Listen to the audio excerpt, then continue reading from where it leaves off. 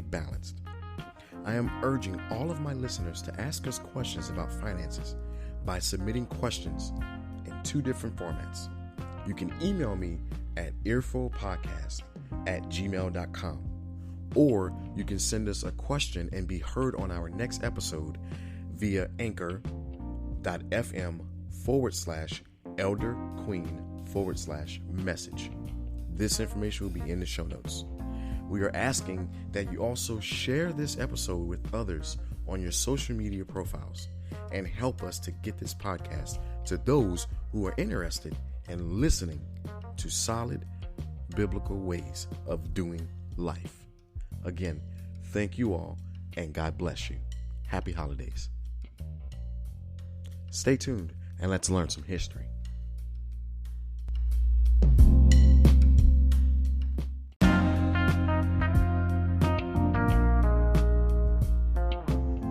Greetings.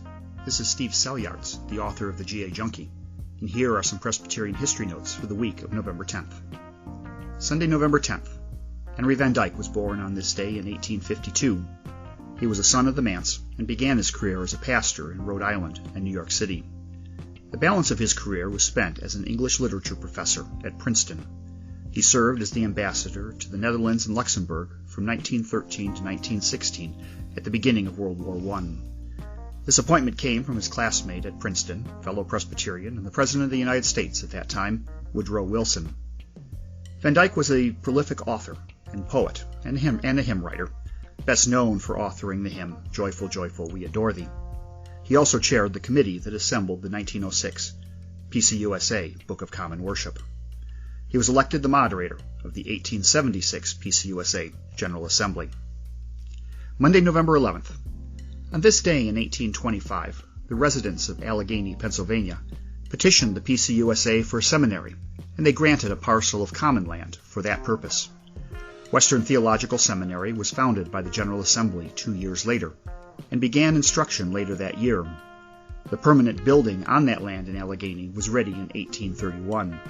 It was merged with Pittsburgh Xenia Theological Seminary in 1959, following the PCUSA UPC-NA merger to form the present Pittsburgh Theological Seminary, which is celebrating the 60th anniversary of this event this year. Tuesday, November 12th. Sticking with the theme of Pittsburgh for a moment, this day is the 150th anniversary of the National Presbyterian Convention in Pittsburgh in 1869. This meeting reunited the old school and new school sides of the PCUSA after a 32-year split. The southern old school and new school sides had reunited 5 years before. Wednesday, November 13th. On this day in 1640, Scottish commissioners from the Church of Scotland General Assembly arrived in London. These 4 commissioners, including Alexander Henderson, were sent to continue negotiations with King Charles, which followed on from the just concluded Treaty of Ripon in Scotland. This work by the commissioners led to the 1641 Treaty of London 10 months later, after working with Parliament to secure rights for Covenanters. It also gave these ministers a pulpit in London to condemn episcopacy and promote Presbyterianism. Thursday, November 14th. In 1814, Stuart Robertson was born in Ireland. As a child, his family relocated to Virginia, and he served as a pastor in South Carolina, Kentucky, and Maryland.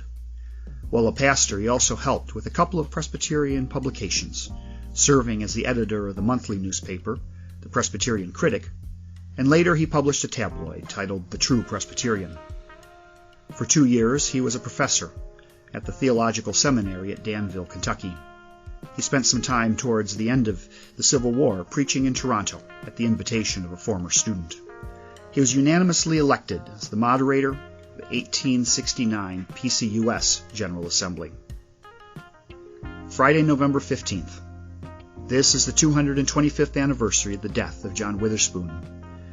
He was the noted 6th president of the College of New Jersey from 1768 until his death, and the only clergy member to sign the Declaration of Independence. He was born in Scotland and was recruited from his pastorate there to serve as the college president.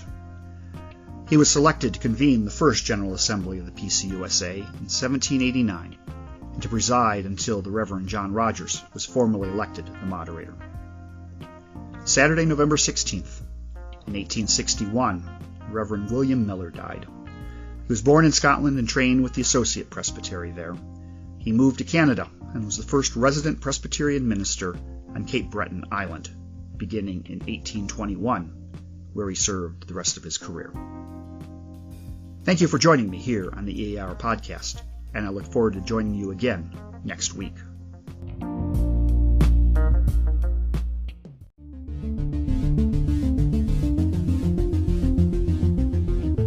You have reached the end of yet another episode from The Ear. We hope that God's Word remains on the ears of the listeners. We pray that this podcast would urge you to go forth and spread His good news to the world. Thank you for tuning in. Please don't forget to subscribe to our podcast. See you at the next episode. God bless you, and may His glory shine upon you.